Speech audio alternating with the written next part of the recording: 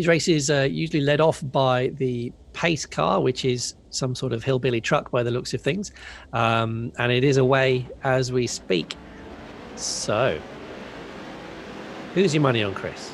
Well, thanks, Chris. I think my money is going to be on, let's pick somebody out of the air. Bradley Philpott did very well in one of these races previously and actually came through to win. So he could be a stellar shot for the race win here, but that's a really boring shot. Yes, it is, Chris. So what I'm going to go for is I'm going to go for, let's go for Danny Henney, because he has been particularly good in the single-seaters. I hope that he's going to be able to work his way through. He is in the 93 car, which on my screen is a white truck with the brawn yellow flashes coming down the side. That's a very exciting livery. Next to him, there appears to be one with a Chihuahua on it with, I think that's John Lang. No, that's not John Lang. That is, who is that? That's Sam Harper in his number 52, what looks like I can't actually tell. I am a veterinary surgeon and I should be able to tell. These guys are away, and we've got Rosales at the front making a good jump on the field there with Alex Derbitzberger in second place. My timing screen is playing a bit of silly events here, so we're just going to have to bear with me. Yep, Derbitzberger in second, and then we have Philpott, who has just got tagged there, but he's just made it up into P3. And he is chasing them down, so that's quite an exciting turn of events. We now have got Greenow has dropped right back down the field, so we've got the number 63 Colton Myers in fourth place. And for some reason, unbeknownst to me, the camera work is somewhat confusing me because my screen is no longer working as it normally would do. Thank you, iRacing. So I think I've got it now. Philpott trying to go up the inside of Derbitzberger. He is got in a bit of a cloud because in front of him there's a bit of drifting going on from Rosales, who is making out a good lead. Philpott now up the inside. I think he has claimed that second position. Yes, he has. Derbitzberger going to try and find a way through on the inside. Very tempting just as they get sideways, just to tap the back end and get them spinning, but he resisted that temptation this time around. Kyle Power moves up into P4 with that grossly hideous, luminous livery right in front of David Hatton. And behind him, getting a little bit of a tag from the number 63, which is Colton Myers, as he's got passed by those two. Mark Greenow again in P7 with his nice orange number 22 there. And Jake Olver, one of the rookies for this evening. I hope he's had a good time tonight. He is doing very well in 8th position. He's, I think he had a slightly eventful single-seater outing, but a very good debut anyway. Speaking of debuts, who else have we got that made their debut this evening? Got Andy Flagg, who's mired down in the back of the pack, but he looks like he's getting his elbows out back there in the number 38 car. And he's just a couple of places ahead of Spanners, I think. Yes, he looks like he's down there. Why don't we see if we can distract Spanners a little bit while he's driving around. Spanners, how's it going? I'm garbage at this. This is terrible. I'm getting like, I tell you what, I've not lost it yet. So like I'm still like behind everyone, but I'm like dead last. I keep trying to drift it. Last time out, we could just drift it. This time out, there's like a bit of random grip in the middle. So yeah, I have no idea what's going on. How's it looking from your end? Pretty garbage, I would say. Yeah, you're kind of driving around like my gran, and my gran hasn't been around for a little while. Let's be honest. So I missed all the rules because I was chatting to you. So I'm assuming that you get disqualified for losing too much incident points. Oh, no idea, mate. No idea. It's all good. Yeah, you do. Yeah, you get 2 incident points apparently for whacking into somebody. So, and damage is on apparently. Oh, damage is on. Oh, okay, that makes a huge difference. I think these things are built like trucks, though. I tell you what, from I'm sitting in a play seat. A lot of people are sitting in office chairs. So when we're racing the single seaters, you don't always feel completely connected to the vehicle. Whereas here, this is like a truck, and I definitely feel like I'm driving a truck. So this is like the most realistic iRacing experience I've ever had. It's incredible. And what's the dust like in the mud in VR? Oh, hilariously, Trumpets forgot to map a windscreen wiper button. And he's that's the thing, is it? Yeah, so that's fun, man. And he's Trumpets doesn't take well to adverse conditions. Okay, so so Trumpet's actually my next car to hunt down. And Colton Myers, you've made an enemy of me. You've just hit me. Right, I'm gonna go and catch some people. Right, enjoy yourself. See if you can punt someone off and get disqualified. Cheers, Spanners. Okay, so let's see where we're going to. We're going back to David Hatton, who has just overtaken the number 30 car, which is an absolutely brilliant machine that looks like the car from Jurassic Park. That's John Cox. I very much applaud that livery. Well done. So he is in third position because our leader, guess who it is? It's Bradley Philpott. He is a second ahead of Adam Rosales in the number 31 kind of green and black and ghostly nightmarish type creature. And then we've got, who've we got? Yeah, David Hatton, followed by Kyle the Power. There he is. Actually, just as I'm speaking, Hatton has just dived up the inside of Rosales and has taken second place. So that was great. They're getting held up in traffic, and Philpott is actually under a lot of pressure here from Hatton. We could see a lead change as we got all three. For the first time, actually, in one of these dirt ovals, most people are still on the same lap. And talking about damage, Hatton has just lost the whole front end of his car as somebody went round in front of him. I have no idea how that's going to affect the handling of this car, because I don't know if they don't generate a lot of downforce, so as long as the suspension is intact, he should be okay. But that has bulked him a little bit, and Philpott's got a little bit of a run away. Not an awful lot though, but enough. Hatton has lost in that turmoil a couple of places now. We've got Jake Olver so Davidson up into P3, and Rosales up in P2, just behind Philpott. We thought the traffic was bad at Silverstone National. Philpott tags one of the back markers, sending him into Rosales. So that is a tactical punt, shall we say. I don't think it was, but we'll give it to him anyway. So he tactically punted one of the back markers straight in front of Rosales, and he's lost his front bumper as well. And now you've got Philpott again with a little bit of a lead over. I think it's Jake Olver coming in P2. Yes, it is indeed. He's 1.5 seconds behind, with David Hatton trying to come up the inside of Olver, dodging cars left, right and centre in P3. And Kyle Power again, just filtering in P4 there. He's just flirting with that podium, isn't he? I'd love to see him have a try at that. We got behind him Alex Derbitzberger and John Lang behind him as well in the funky purple, blue and turquoise car, the number 48. Coming back a little bit more, let's see if Spanners has got Trumpets. No, in fact he seems to be parked on the inside there. What has happened to you, Spanners? What's going on? Okay, well, I think this is a bit of a flaw in the format.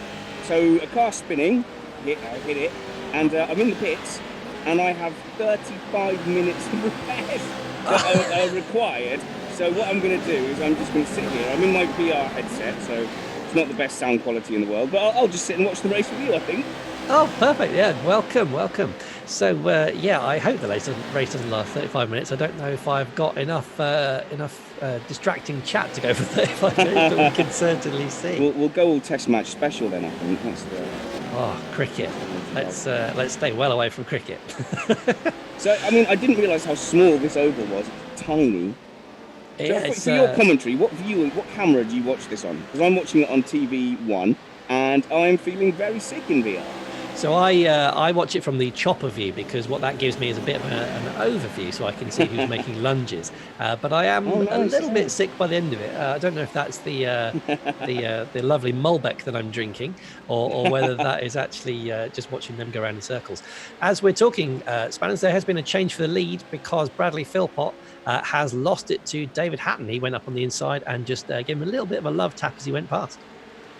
Wow, let's have a look. So Hatton and Philpott, it's a genuine battle. And what annoys me about like Philpott, Hatton, these guys, is even in a fun race like this, they instantly adapt to the vehicle, and they're taking it so seriously that they'll pretend, oh, it's a laugh and a joke, but they desperately want to win. Yeah, that's the racer's instinct in these guys. I don't think they're not going to allow themselves to lose at anything.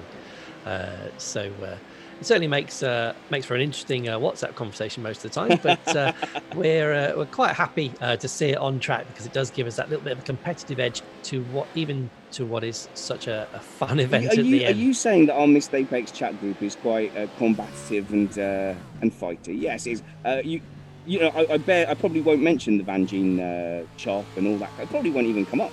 33 Absolutely. minutes of repairs left. I optimistically went back to the pits just to see. But look, so I'm looking at Philpott here, and he looks like he's still hunting down Hatton. Only 1.2 seconds, but both of them are taking really competitive lines, frankly making everyone else look like mugs. Yeah, that's it. And actually, I was saying about how good everybody was being until just now, because there's only 12 people on the lead lap now. So people getting disqualified. Damage is on, we know that. So I seem to be the only one who needs half an hour of repair. But are penalty points coming into it? Could be. There are a number of people who are at least 10 laps down, so either they've forgotten where the accelerator pedal is, or they're just plodding along. Why don't you unmute Race Control, because I know he's on our comms channel, and we can speak to him as well. I could certainly do that. I could ask to unmute him, because he. Let's see if he graces with his presence. I've asked to unmute. We'll go from there. Have you seen the number 30 John Cox entry there? Admittedly, most of the panels have now gone, but it is it was the Jurassic Park vehicle. It looks like the T-Rex has had a good go at it now. Richard Molden, please report to the comms channel if you're able. Richard Molden to the comms channel. And actually, Molden is in a bit of carnage there with John M up front. I like that usefully the guys have got into the habit of changing the fun car livery to match their Renault livery. It does make it a little bit easier to follow the action. Oh, definitely. And Richard Molden there in the bright yellow car with the very childish number 69 going on. So, yeah, let's call him out on that. I tell you what, though, Philpott in the number 4 is catching Hatton now, and Hatton is Hatton in the number 2 car. Well, you're saying that actually, but he is just plummeting down the grid as far as I can see. Has he just been disqualified, or am I just losing him? No, it's Philpott that's plummeting down the grid. It says he's disconnected, maybe.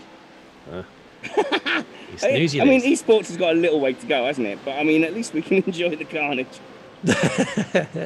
Commentator's curse there. It would be interesting to hear from our fantastic video editor Steve Amy. For those of you still watching the fun race, all the way from Australia or New Zealand or Thailand, I forget where he's from, but he produces all the action you're seeing in front of you, works his socks off, but won't come on. I press the button, Steve, and you can come and say hello to us on the live stream.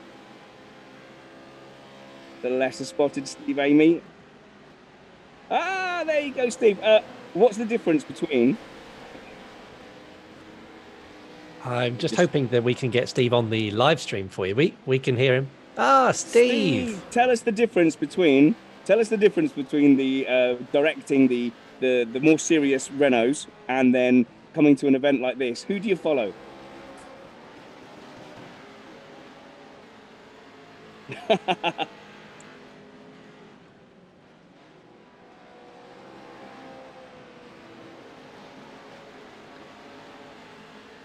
So you don't get to plan your shots. So I'm following Alex Dobertsberger, who is in 3rd place at the moment. He's got some time to catch up on Kyle Power, but he's desperately trying, and he does seem to be scything his way through the field. And Kyle Power actually looks like he's got a chance here. I think we should cut to Kyle if you're able to, Steve, because he's actually chasing down Hatton now in that green, yellow, and that is the most disgusting. That's more disgusting than his Renault livery. Well, why are we letting him get away with this? Anyway, he's chasing down Hatton, and he's only got 1.7 seconds. So Hatton is up there, Chris, in the black livery truck, I believe, with the distinctive yellow hubs. Yeah, he loves a good yellow fleck on his car. He loves a yellow hub, doesn't he? Yeah, that's it. But yeah, Kyle, I have already alluded to the fact that I think his liveries are totally disgusting. I think he's gone for the Senna experience of having the very garish livery so that people try and jump out of his way. Unfortunately, it doesn't seem to be working for him, as the number 43 very nearly just punted him off the road there. So me and Kyle, we've had this long-standing arrangement that if we're in a pack, we were going to work together with him in front and me behind. and we had this set routine of what we would do and a battle plan and everything. And in that last race, he was behind me, and I said, Kyle, remember our conversation? He said, yes. I said, well, activate whenever you're ready. He said, okay, I'll let you know.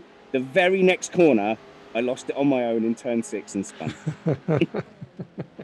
Yeah, too busy playing the game rather than playing the game. Well, we are going to bring in some team factors, I think, into season 2. Oh, I didn't know if we could say that. Yes, that's an exclusive here on the live stream. So, Spanners, tell us more about next season.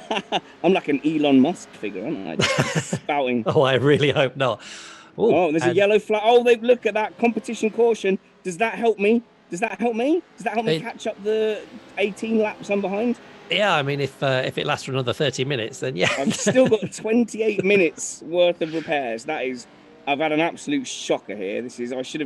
I should next time I'm just going to join you on the commentary. But yeah, so this will be interesting to close everybody up. We've got Hatton and Power, both of them pretty steady. Dobertsberger, who has been outstanding all weekend. Rosales, always quick, but he was battling with me in a couple of the races in the Formula Renault, so he must have had a bad time. But look at Gavin Batten. That's your countryman, Steve, representing wherever it is you're from. Yeah, exactly, you Southerners. Yeah, so Garen running really well here. Let's see, let's identify his livery. He's in a sort of Blurple, the Blurple 67 car. That's a colour. That's it. Can the stream hear you, Steve? So they've said, yeah, okay. Yeah, well, that's all right. You join us, Steve. That's fine. So, what can you give us a rundown of the incident points of the top 5 or 6? We are all over this, aren't we? And we are racing again. Kyle Power having a bit of a lunge at Hatton. So as Steve was saying there, Hatton has only 1 incident point, so he's got to be very, very careful. I have a feeling that as soon as he tries to come through the back markers, that's going to go.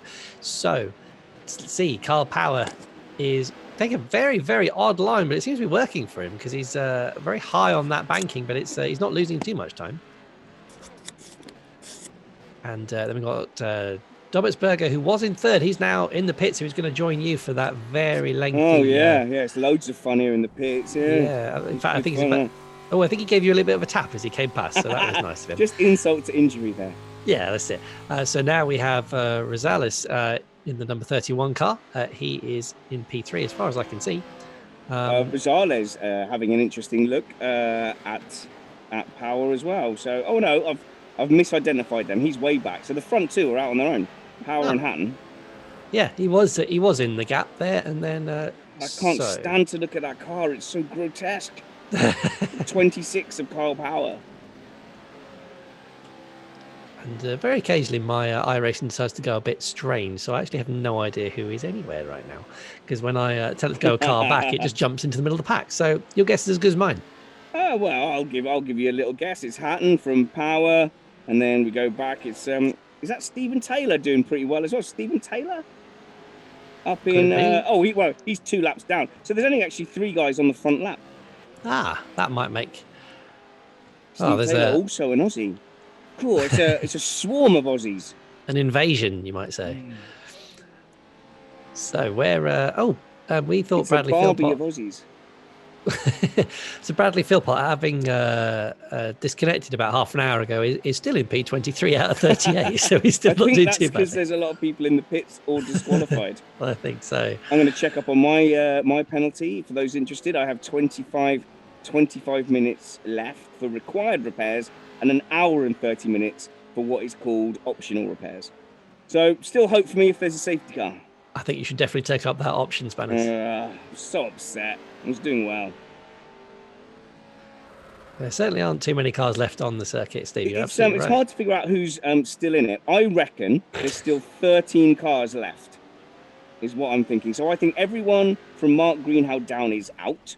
I think John Langdon from that there Scotland is the last car, 5 laps down. And there's 3 cars on the lead lap, which is David Hatton, if we follow him, and Kyle Power in the 26 car, who is now slipping down. So Hatton, I think he's sort of disappearing. He seems to have the handle on this. And I don't know if Rosales has got anything in the tank. Oh, Garen Batten's in a great scrap. If you want to flick to that, your countryman Steve, to the Blurple 67 car, fighting the American John McClintock. And they're in a great scrap here for 4th place. Let's see, how far is Shane Jordan, the Irishman? Oh, he's right on top of them as well. So we've got a great 3-way scrap for 4th between the Blurple Hatton, the yellow McClintock, and the green Shea Jordan. Yeah, Batten used the back marker very well there, just to give him a tiny bit of space over McClintock. But Jordan is definitely ready to pounce as well. And I believe there's only a couple of minutes left, so we could be in for a grandstand finish. Although I actually have no idea when we're going to finish. I believe we're actually very, very close. Good commentary then, Catman. Jeez. Oh yeah, professional all the way here. You're paying me absolutely what I'm worth. All right, I think, fair Spanners. enough. That's the problem with volunteer armies, isn't it? you get what you're given. It's a nightmare. Yeah, let's have a look here. Okay, so in theory, 10 seconds left, according to Steve Amy there. David Hatton looks very in command of this race, and I believe I saw a flag. I think that was the white flag. Hang on, Is that the surrender flag? Hatton appears to be doing donuts. Last lap. Yes, last lap. Last lap.